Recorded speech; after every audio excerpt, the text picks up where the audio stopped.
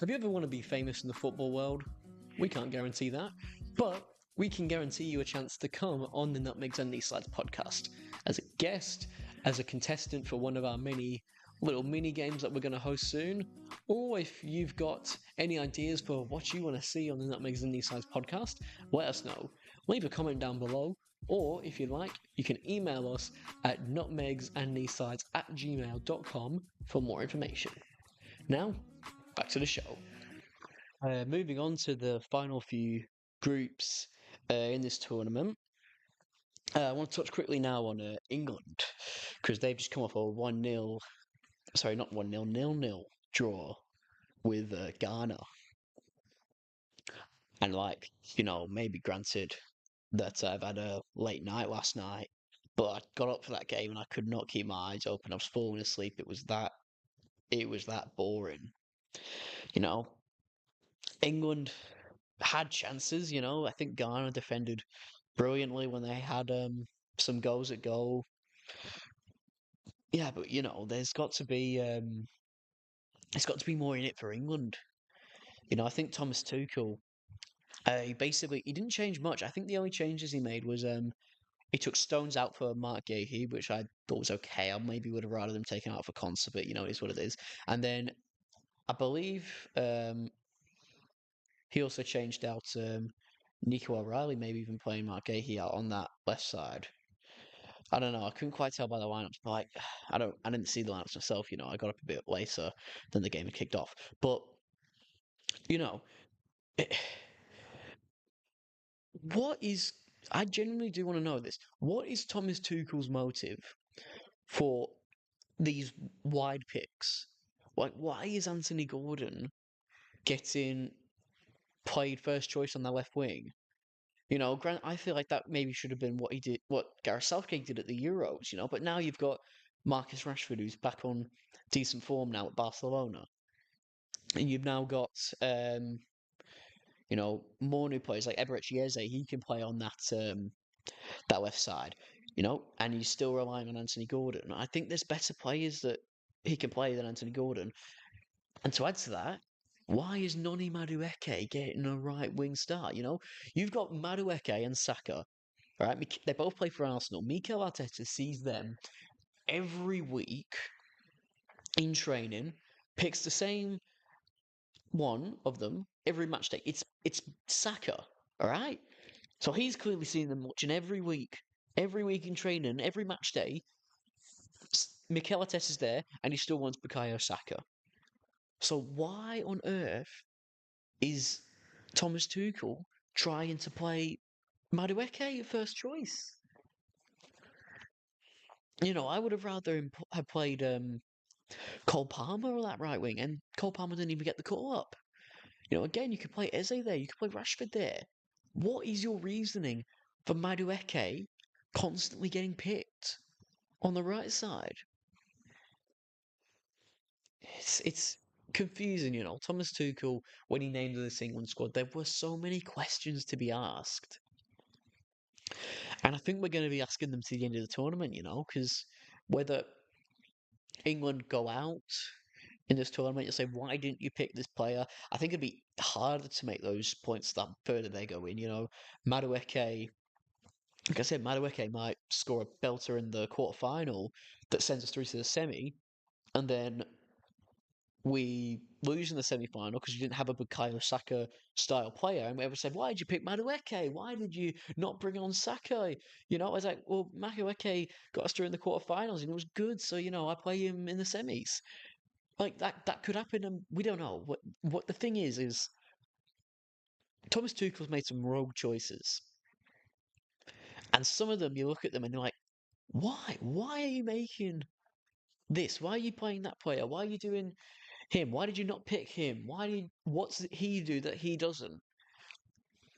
And like I said again, Mikel Arteta sees Noni Madueke and Bukayo Saka in training a lot more than Thomas Tuchel does.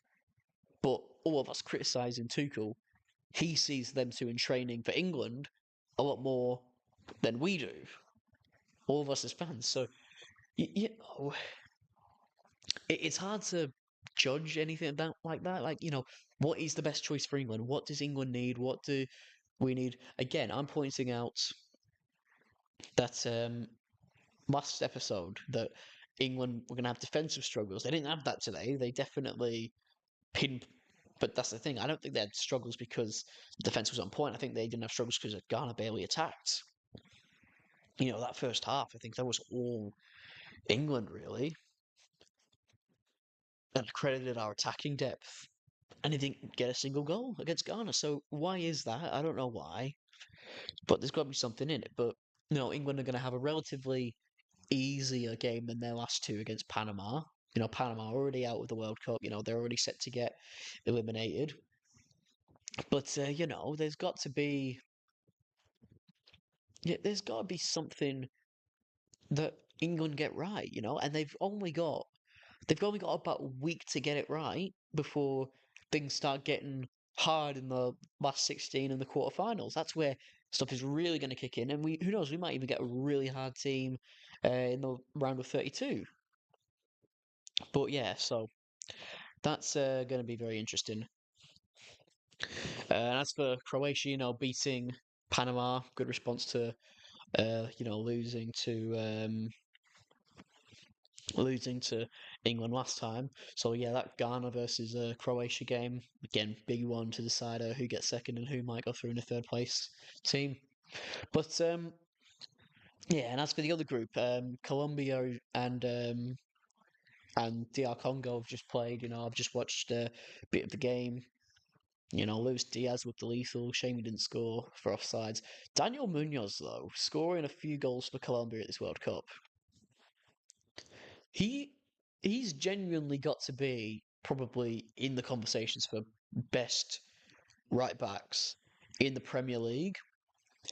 Maybe taking it to best right backs in the world is a bit of a stretch, or at least until he can maybe get a move to a team like Man United or Man City or PSG or Real Madrid or anything like that. But I'm surprised more clubs haven't tried to come in for Daniel Munoz because I've seen him. He's great as an attacking wing back, but he also defends like he does. He's a good player, Munoz.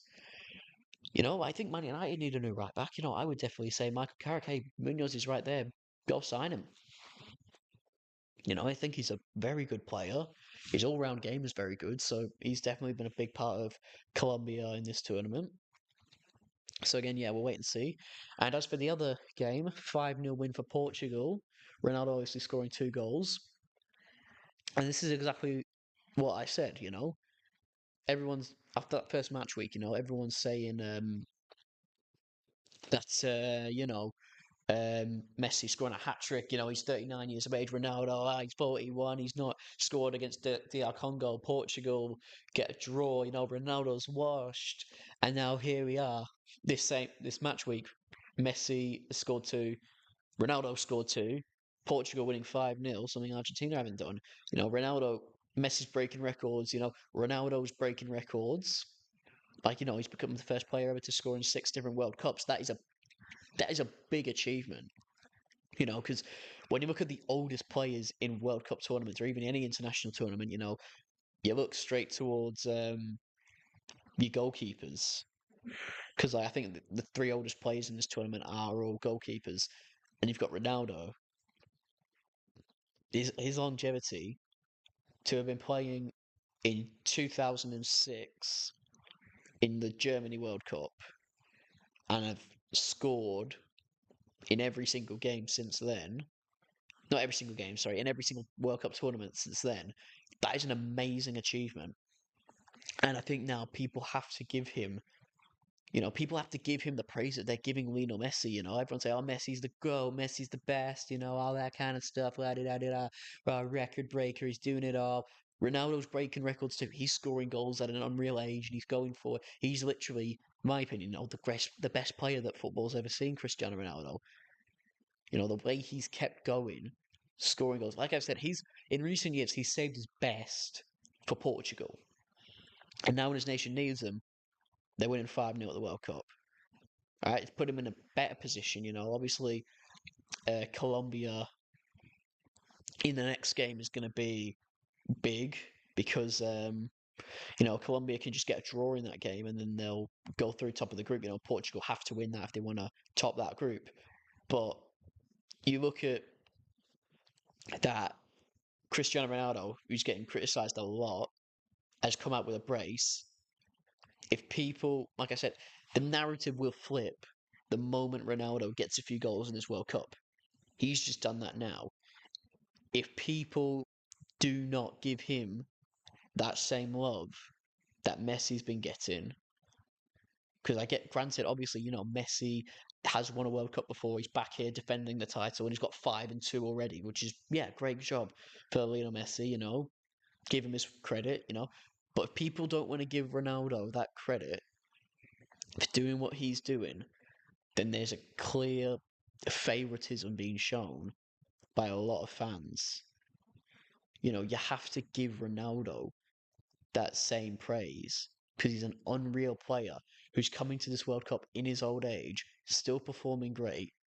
You've got to give him the praise and, you know, back him when he needs it. Don't just say, "Oh, it's only Uzbekistan." The other players made him look good. No, you have to give him that same praise. So I think, well done, Cristiano Ronaldo. You've announced yourself in this World Cup. Keep it going. Colombia next. Do your thing.